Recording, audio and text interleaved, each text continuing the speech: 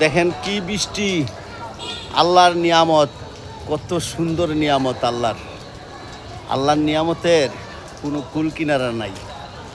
অনেক বৃষ্টি হয়েছে, হ্যাঁ অনেক বৃষ্টি হয়েছে। এটি একটা আল্লাহর ইচ্ছা।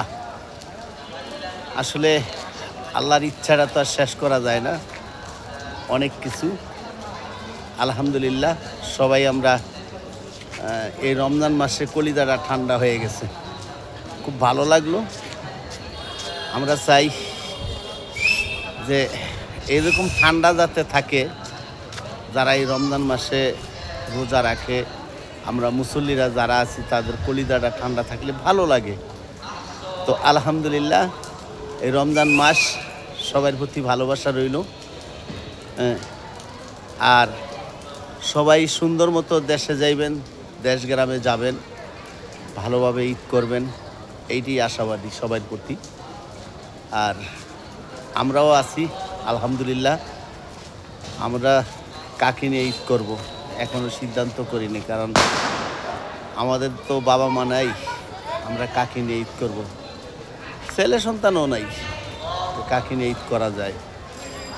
তো আশা করছি আপনাদেরকে নিয়ে ঈদ করবো এবার। তো আপনারা আমার সাথে ঈদ করবেন কি না জানাবেন। আমরা আশা করছি আপনাদেরকে নিয়ে ঈদ করার জন্য। হ্যাঁ, তো আপনারা কমেন্টে জানাবেন আসলে কে বেশি ঈদ করার জন্য আগ্রহী আছেন। মুসলমানের তো ঈদ, রমজানের পরে ঈদ, এটাই আমরা আশাবাদী। খুব ভালো লাগলো, আসলে অনেক ভালো লাগলো। আর কি সুন্দর বৃষ্টি হয়েছে, বৃষ্টি তো অনেকটা ভালো লাগলো।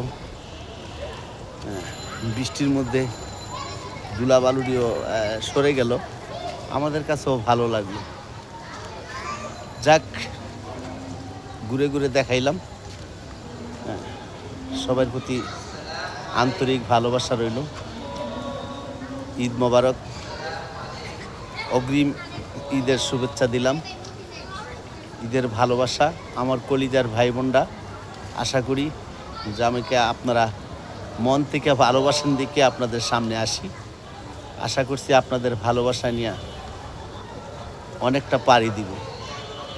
আপনাদেরকে সবাইকে নিয়ে ঈদ করব, আপনারা আমাকে ঈদের ভালোবাসা দিবেন আশা করছি।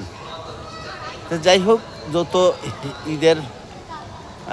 ঈদের সময় ঈদের ভালোবাসাটাই অনেক কিছু।